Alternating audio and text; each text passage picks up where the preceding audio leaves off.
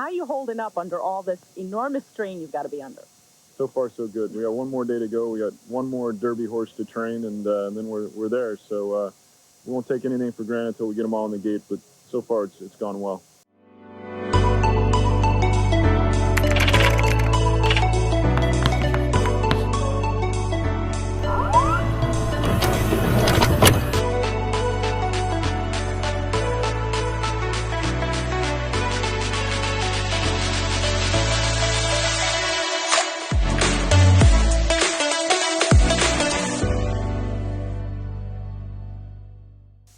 The following is a presentation of the NPRA in association with ESPN, the worldwide leader in sports. In horse racing, the early morning has always been the most important time of the day, and the Friday morning before the first Saturday in May is all that more important. Those who have been at work for hours may or may not notice the rising sun, but when the dream of a lifetime is only a day away, there is not a moment to spare. We'll tell you what all of these early risers are up to next on Breakfast at Churchill Downs.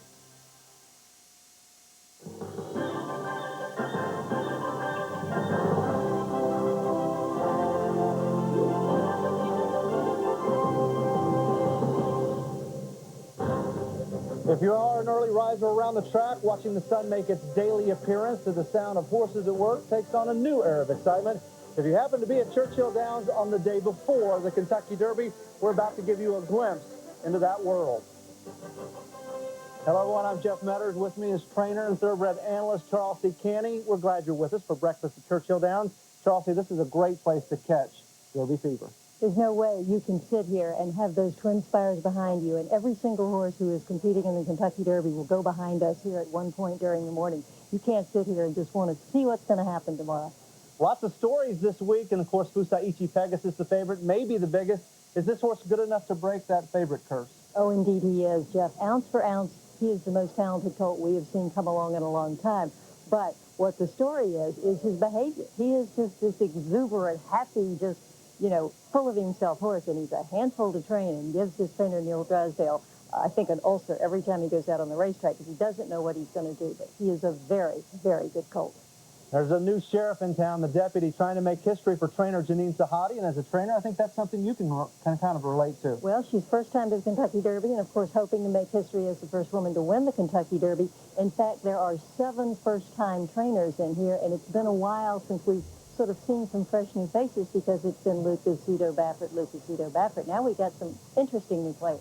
Well, those are some guys you mentioned, Baffert and Lucas. They know how to win the Kentucky Derby. They dominated the decade of the 90s. Maybe not quite as much horsepower for them this year, though. No, Lucas, of course, has a strong hand. He's got a 3-horse entry, but one of his former deputies, deputy being the operative word this week, Todd Fletcher is here. He worked for Lucas for a number of years. He's been on his own, done very well. He's kind of making a little history himself. His first Kentucky Derby with 4 starters. That's something. That's something. As a matter of fact, yesterday about this time, we had 20 horses in the field, but after a pony incident, Globalize is now out. We're down to 19. Really a sad situation. Globalize had been out for a gallop with his jockey, Mike Smith. He was walking off the track with a lead pony who was meant to be kind of a babysitter and a pacifier. Well, it turned into child abuse. Globalize jumped up, feeling good, bucked and played a little. The pony was in a bad mood and just cow-kicked him and caught him right in the hind leg, right above what was his protective rundown bandage. They had to put some stitches in the leg, and unfortunately, they had to scratch him. It's just one of those things that's the trainer's nightmare, because anything can go wrong, and in that case, it did. One thing that may go right is the weather. It's gorgeous here. At 4-something this morning, it was already in the 60s. They're predicting a high in the low 80s today. There is a chance of thunderstorms, and that could linger over until tomorrow. Heat will also be a factor tomorrow for these trainers. Well, we usually kind of tend to be a little cold or a little rainy here for the Kentucky Derby, but this time it is warm, and that's a factor for the horses because you want to keep them as cool and relaxed as you can. It's hot. They're all in the same boat, but it's going to be hot and muggy, and we'll see some horses breaking out and sweaty a little bit in the paddock tomorrow, I'm sure. Yeah, it's in about 85 degrees. Also, up early this morning, Jeannine Edwards, we have her in the barn area, and she has kind of an artistic view going. Well, Jeff, I'm here with the world-famous contemporary and pop artist Peter Max, who was commissioned by Churchill Downs this year to produce the official Kentucky Derby and Kentucky Oaks posters. And here they are, absolutely gorgeous. What were you trying to capture and convey in these images? Well, first of all, the color of the Derby. That was very, very important. The ladies, the hats, of course, then the amazing horses, the jockey, and, just being around here and seeing these amazing horses, especially in the morning when they wash them and the steam comes off them, it is such an image. I just couldn't believe it. Now, you work in almost any medium, don't you? Yeah, You don't have one favorite. I love every medium. I draw. I do about 100 drawings every single day of my life. I draw. I work in acrylic. I work in oil. I work in video. I work in sound, and I use media as my canvas. Now, you're going to work on these paintings that are here right now, and then we're going to stop back a little bit later and check on your progress. What are you going to do with these paintings right now? Well, I'm just going to change them. I'm going to make them, because these were all originals, and I'm going to make brand new originals out of them. So I'll create 4 different color combinations, and then they're going to probably go to the festival gallery right over here and get sold. Well, good luck. We'll check on you later. And Jeff and Charlsie, he not only does paintings, he's painted an airplane and a NASCAR also. Wonderful work. Well, the clock is ticking and not much time left for those last-minute adjustments. We'll check the morning workout progress when we come back.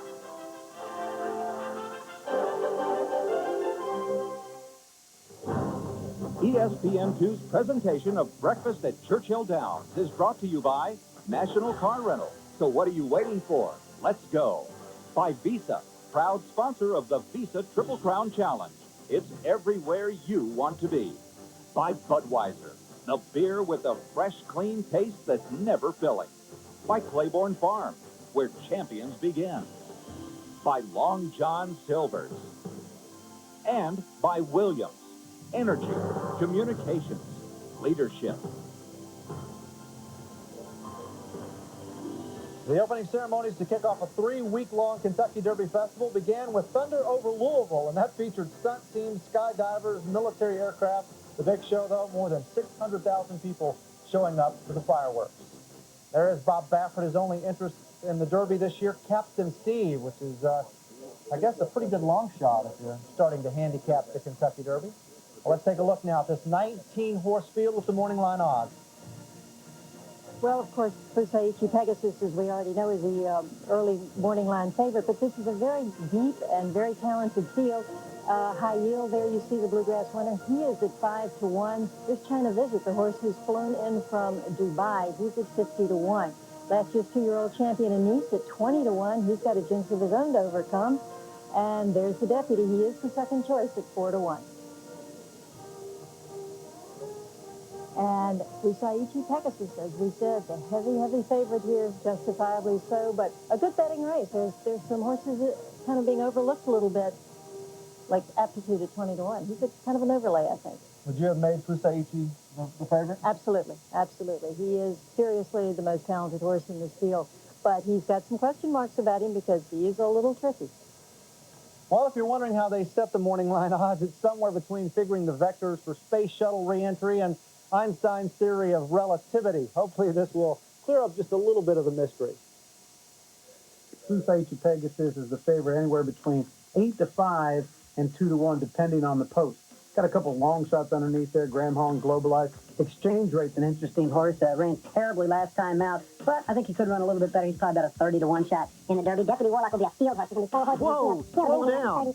How does Mike Battaglia, who makes the morning line for the Kentucky Derby, come up with those numbers? The morning line maker is kind of a mind read.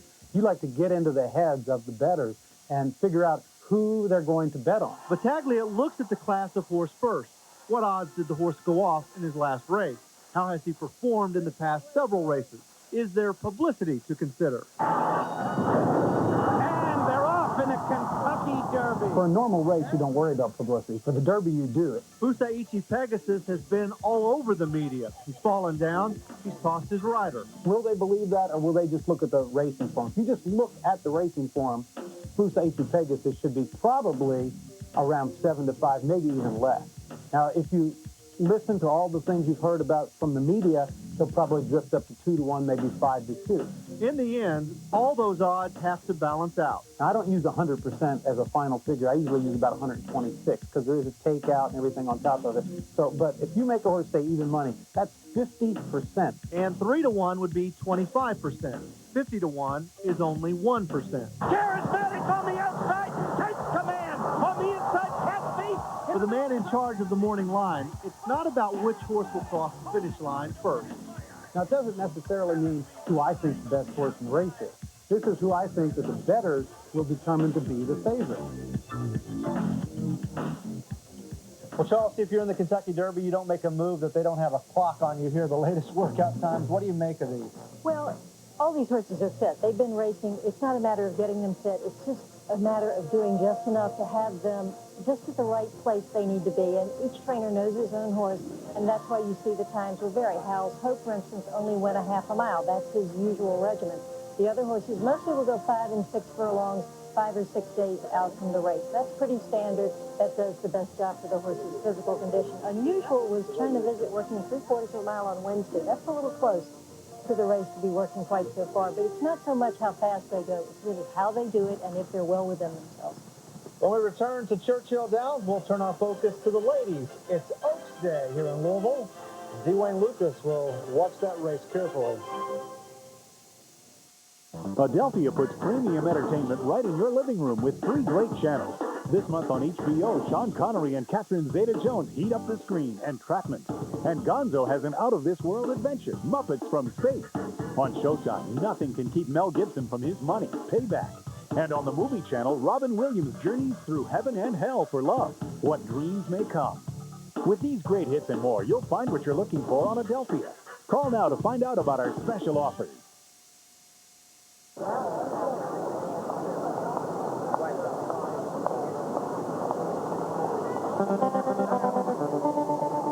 We launched Verizon Wireless with one simple thought, that we could create a national wireless communications company that was better, with simple calling plans that are accessible to everyone. Bell Atlantic Mobile, Air Touch Cellular, and Primeco have become Verizon Wireless. Join in. Tonight on ESPN at 6 Sports Center, then at 7:30 a preview of the Run for the Roses, then at 8 a crucial Game 5 for the Red Wings and Avalanche. On ESPN2 at 6:30 RPM tonight, at 7:30 NASCAR Busch Series, at 9:30 the Stars and Sharks skating Game 4, and at 1 Friday Night Fight. And on ESPN Classic at 8 future Hoops legends square off in a classic ACC battle, and at 9 a white knuckle finish from the Winston Cup circuit. Do you have all the ESPN networks? From the shores of Miami, to the hills of Kentucky, to the Run for the Roses, across the Ohio River, to the fields of Indiana, through the heart of L.A. One company brings the best of thoroughbred racing to America. Churchill Downs.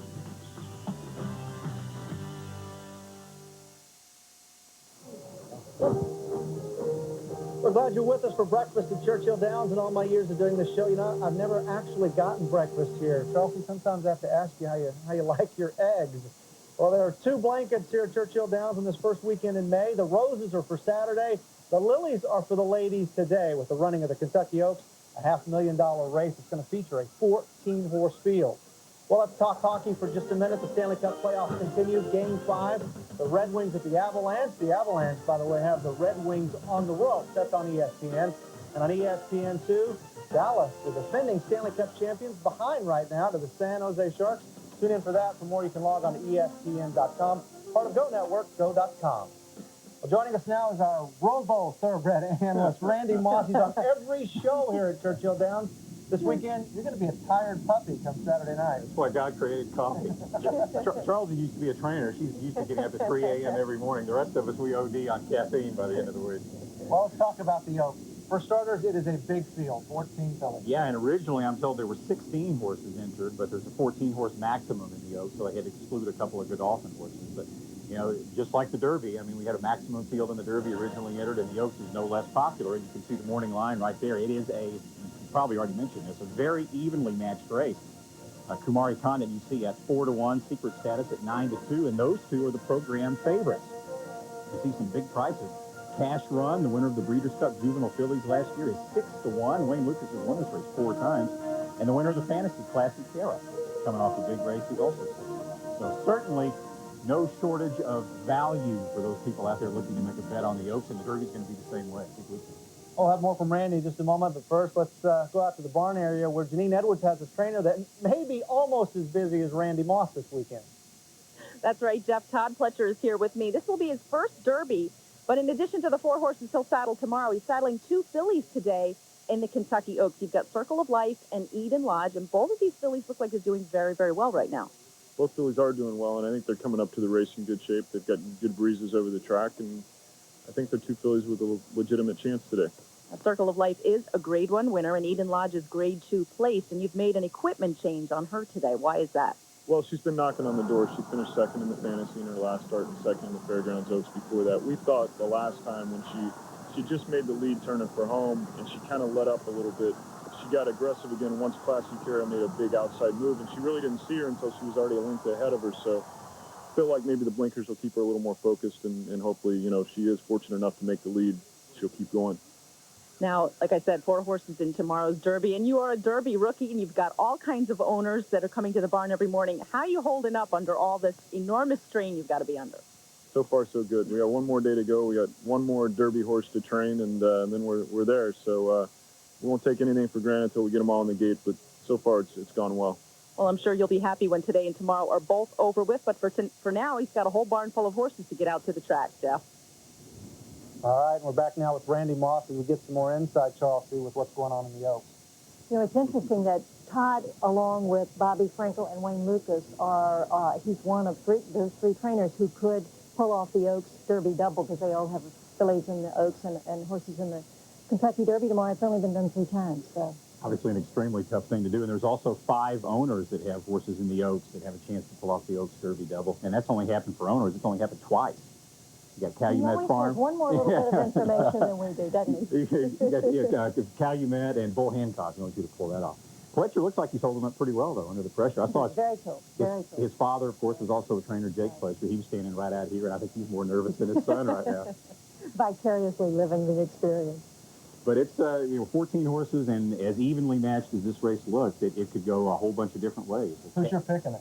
Well, I think you got to start with Cash Run, because she's 6-1 on the program line, and if she can get any kind of a decent early lead, then she's going to be awfully tough to beat. And if she gets hooked early, Secret Status is the one I like to come from behind. So I'm sort of keen on those 2 horses. Cash Run is kind of the high yield of Wayne Lucas's fillies. I mean, she's had the experience. She's run 10 times, and yet there's a lot of kind of very lightly raced, making their 4th and 5th and 6th lifetime starts, these fillies. So it's a little bit like the Derby. We've got some real talent, not a lot of experience, and we've got some good hard hitters, you know, like Rings of Chime and Cash Run, who've been around. So. Cash Run's biggest problem is that she's been inconsistent, but Wayne says that she likes the Churchill racetrack, so maybe we'll see the A race for Cash Run. And don't forget, you can see the Kentucky Oaks live right here on ESPN. We'll have those times coming up a little bit later on. Here's the first piece of hardware that goes out this weekend. It's the Kentucky Oaks Trophy. Actually, though, it doesn't go to the owner. They get 12 silver mint julep glasses, but it is a gorgeous trophy. Thanks for getting up early with us this morning for breakfast at Churchill Downs. The countdown is on to the 126th running of the Kentucky Derby. Well, if you have your computer handy, we'd love for you to jump online and go to ESPN.com and check out our new horse racing site. There's a poll there we'd love for you to take part in. The question is, who do you think will win today's Kentucky Oaks? We'll have the results of that poll a little bit later on. You can also get the latest on the Derby and thoroughbred racing. Well, Charlsie, we have not had a Triple Crown winner since 1978. Close in the decade of the 90s, but no cigar. Well, historically, you look back over all the things at the Kentucky Derby, and, you know, there's a lot of history to look back at, and those kind of, you know, jinxes do exist. But one of my oldest, dearest friends, who's seen quite a few Kentucky Derby winners himself, is Jack Whitaker, and he is here. He's always done such a great job of interpreting what you see here at the Kentucky Derby in his essays. And yesterday I had a chance to visit with him while he reminisced about his very first Kentucky Derby ever. Jack, tell me about your very first Kentucky Derby ever. Well, I'll never forget it. It was my first horse race. And your first is always very special, but this one was tremendously special because there was a fire that broke out in the grandstand. And in those days, those grandstands were dry as cork, and we almost had a very tragic story, one of the biggest of the 20th century, if any panic had set in. But the people behaved themselves, the wind was blowing the right way, the fire department put it out. But it delayed the start of the Kentucky Derby by an hour and a half. And there we are talking for an hour and a half. And, but we thought we did a good job. Lucky Debonair won. We had a good interview with Shoemaker. We get back to the trucks, and they said, nobody heard you. There was another fire in Baltimore that knocked out our audio. So right away, Charlsie, I knew horse racing was different than any other sport.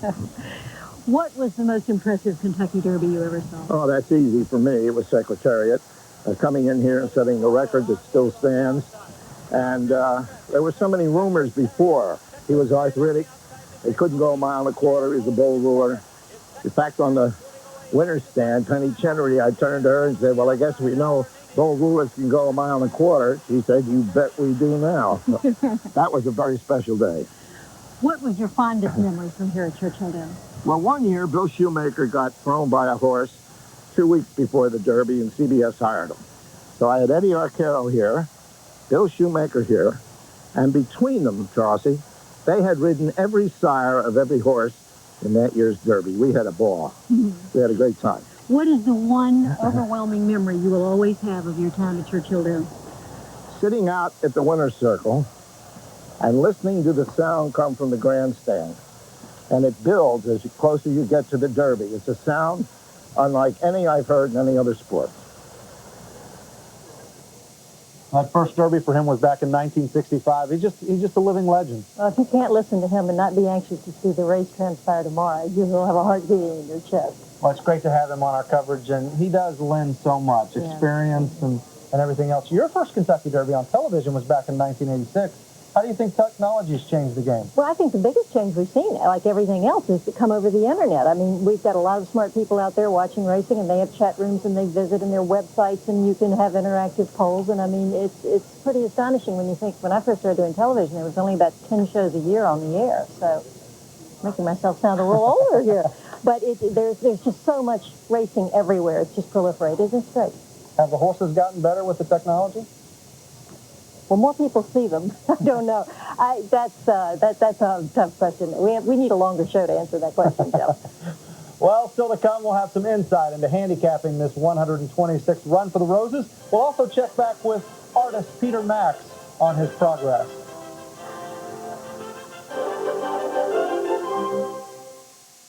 How do you see him in terms of the long shot and factoring into the results of the race? Well, he was a very good colt last year, and he has a winning race over this track, which is important. He hasn't really kind of gotten his act together since he won his last race last year, but he's been training super here. I keep thinking about the fact that his daddy's last race wasn't able to get a mile and a quarter, and I'm not sure Captain Steve can either.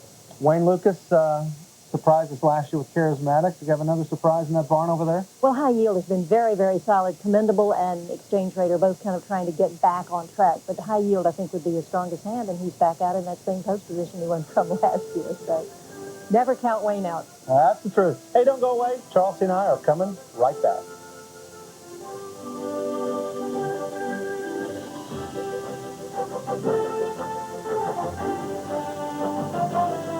This has been a presentation of ESPN, the worldwide leader in sports. For more, log on to ESPN.com, part of Go Network, go.com.